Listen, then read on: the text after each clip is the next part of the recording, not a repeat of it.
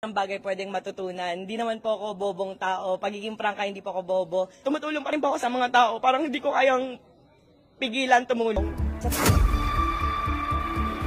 Ng bagay pwedeng matutunan. Hindi naman po ako bobong tao. Pagiging prangka, hindi po ako bobo. Tumutulong pa rin po ako sa mga tao. Parang hindi ko kayang pigilan tumulong. Sa totoo lang, tulad nga na lagi ko po sinasabi, wala naman po akong balak tumakbo dahil dagdag sakit sa ulo, dagdag obligasyon, responsibilidad.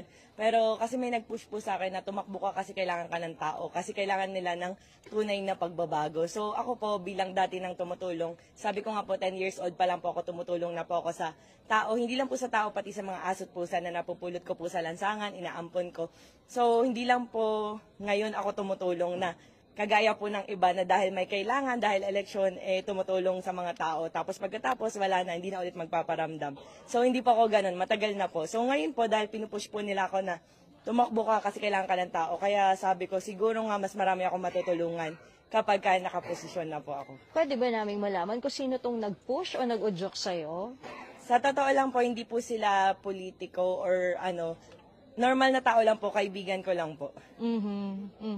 Anong district ang tatakbuhan mo? District 1 po. Mm-hmm.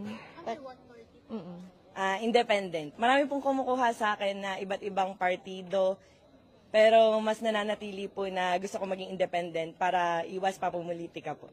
Pang ilang beses mo na tong tatakbo, Rosmar? Pangalawang beses po. Nung unang beses po, hindi po ako nakaikot or nakakampanya kahit isang beses dahil nanganak po ako May, panahon ng eleksyon. So, mas priority ko po yung pagbubuntis ko, mas priority ko po yung pamilya at anak ko po. Ano kaya yung pagkakaiba nung unang beses at ngayon natatakbo kang muli?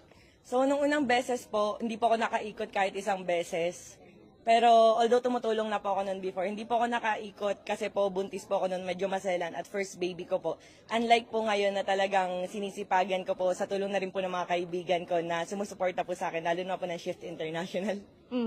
Tapos Rosmar, kasi parang before, parang napapabalita sa Laguna ka tatakbo. Tama ba? Sa totoo lang po, marami pong nagtatanong, nakausap ko nga po yung mga vice doon, mga mayor. Akala po nila kakalabanin ko po sila. Pero sabi ko po, wala naman po talaga ako kasing balak. Nagkataon lang po na ngayon, nakumbinsi po nila ako dahil sabi po, mas marami daw po ako matutulungan kapag po nakaposisyon. So yun lang po talaga yung bagay na nagpa-oo sa akin. Pero with regards to lawmaking, yung pagpapatupad, paano naman natin i-compensate yon kung nandun tayo sa puros tulong, Rosmar? So, tulad po ng sinasabi ko, lahat ng bagay pwedeng matutunan. Hindi naman po ako bobong tao. Pagiging prangka, hindi po ako bobo. Nakagraduate po ako sa Far Eastern University, batch 2015. And section 1 po ako doon, pilot section po talaga ako. Sa social media po, minsan po kolokoy ako, nang-aasar, patola, ganun po yung content ko. Pero tulad nga po ng sinasabi ko, hindi lahat ng bida sa pelikula mababait at hindi po lahat ng kontrabida masasamang tao in real life. So, yung Rosmar po sa social media at Rosmar po sa totoong buhay ay magkaiba po. At yung content ko po na parang engot-engotan, tanga-tangahan, hindi po ganun yung Rosmar dahil masasabi ko naman po na matalino po akong tao. At hindi po doon nagtatapos yung pagiging politiko dahil unang-una po sa lahat, anin po ang katalinuhan sa law or kung ano pong yan, kung hindi ka naman po bukal sa pagtulong sa mga tao. Kung yung puso mo wala po talaga sa pagtulong, nonsense po yun para sa akin. So seryoso na tayo ngayon. Akong plano para po sa District 1, para po sa Tondo. Saan nag-uugat? Sorry follow up. Saan nag-uugat tong pagiging matulungin mo sa mga seniors?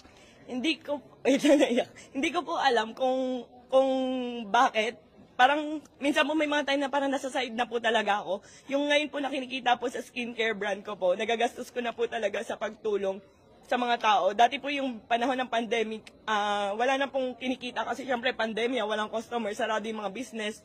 Tuloy-tuloy po yung mga renta, pero tumutulong pa rin po ako sa mga tao. Parang hindi ko kayang pigilan tumulong.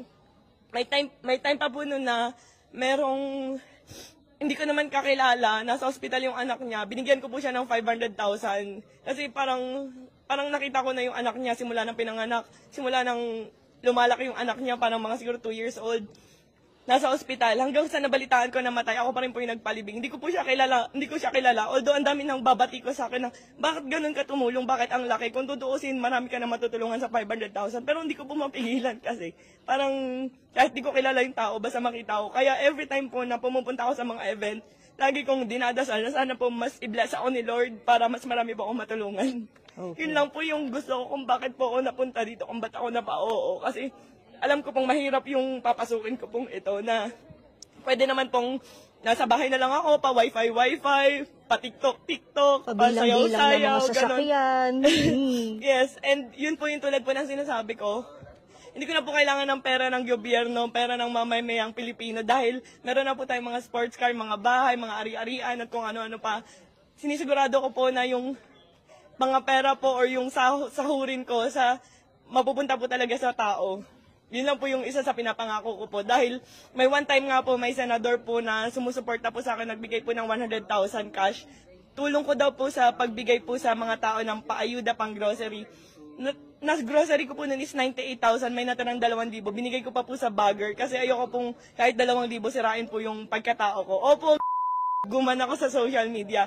Pero isa lang po yung sinisigurado ko po, hindi po ako kurakot na tao.